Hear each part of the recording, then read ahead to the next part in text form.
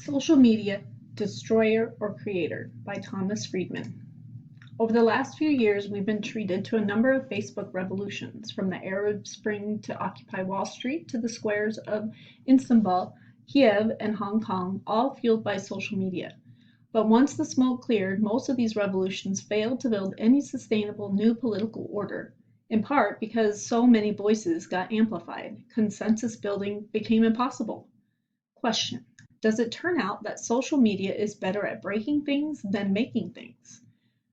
Recently, an important voice answered this question with a big yes.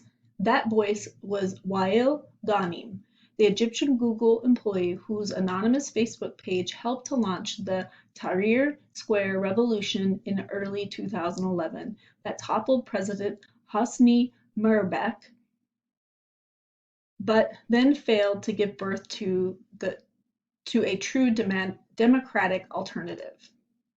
In December, Ghanim, who has since moved to Silicon Valley, posted a TED Talk about what went wrong.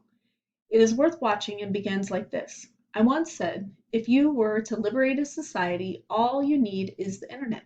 I was wrong. I said those words back in 2011 when a Facebook page I anonymously created helped spark the Egyptian revolution. The Arab Spring revealed social media's greatest potential, but it also exposed its greatest shortcomings. The same tool that united us to topple dictators eventually tore us apart. In the early 2000s, Arabs were flocking to the web. Ghanim explained. Thirsty for knowledge, for opportunities, for connecting with the rest of the people around the globe, we escaped our frustrating political realities and lived a virtual alternative life. And then in June 2010, he noted, the internet changed my life forever. While browsing Facebook, I saw a photo of a tortured dead body of a young Egyptian guy. His name was Khalid Said. Khalid was a 29-year-old Alexandrian who was killed by police. I saw myself in his picture. I anonymously created a Facebook page and called it We Are All Khalid Said. In just 3 days, the page had over 100,000 people, fellow Egyptians who shared the same concern.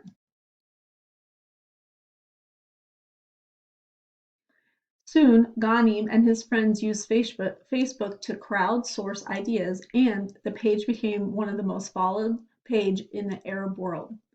Social media was crucial for this campaign. It helped a decentralized movement arise. It made people realize that they were not alone, and it made it impossible for the regime to stop it. Ghanim was eventually tracked down in Cairo by Egyptian security services, beaten, and then held incommunicado for 11 days. But 3 days after he was freed, the millions of protesters his Facebook posts helped to galvanize brought down Mubarak's regime. Alas, the euphoria soon faded, said Ghanim, because we failed to build consensus and the political struggle led to an intense polarization. Social media, he noted, only amplified the polarization by facilitating the spread of misinformation, rumors, echo chambers, and hate speech. The environment was purely toxic. My online world became a battleground filled with trolls, lies, hate speech. Supporters of the army and the Islamists used social media to smear each other, while the Democratic Center, which Ghanim and so many others occupied, was marginalized. Their revolution was stolen by the Muslim Brotherhood and, when it failed, by the army, which then arrested many of the secular youths who first powered the revolution. The army has its own Facebook page to defend itself. It was a moment of defeat, said Ghanim. I stayed silent for more than 2 years, and I used the time to reflect on everything that happened. Here is what he concluded about social media today. First, we don't know how to deal with rumors. Rumors that confirm people's biases are now believed and spread among millions of people. Second, we tend to only communicate with people that we agree with, and thanks to social media, we can mute, unfollow, and block everybody else. Third, online discussions quickly descend into angry mobs. It's as if we forget that people behind the screens are actually real people and not just avatars. And fourth, it became really hard to change our opinions. Because of the spread and brevity of social media, we are forced to jump to conclusions and write sharp opinions in 140 characters about complex world affairs. And once we do that, it lives forever on the internet. Fifth, and most crucial, he said, today our social media experiences are designed in a way that favors broadcasting over the engagements, posts over discussions, shallow comments over deep conversations.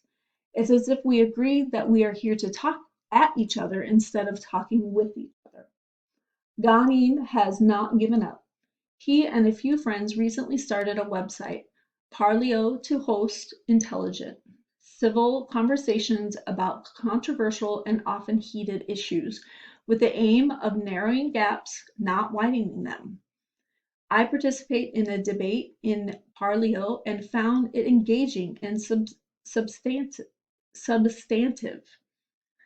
5 years ago, concluded Ghanem, I said, if you wanted to liberate society, all you need is the internet. Today, I believe if we want to liberate society, we first need to liberate the internet.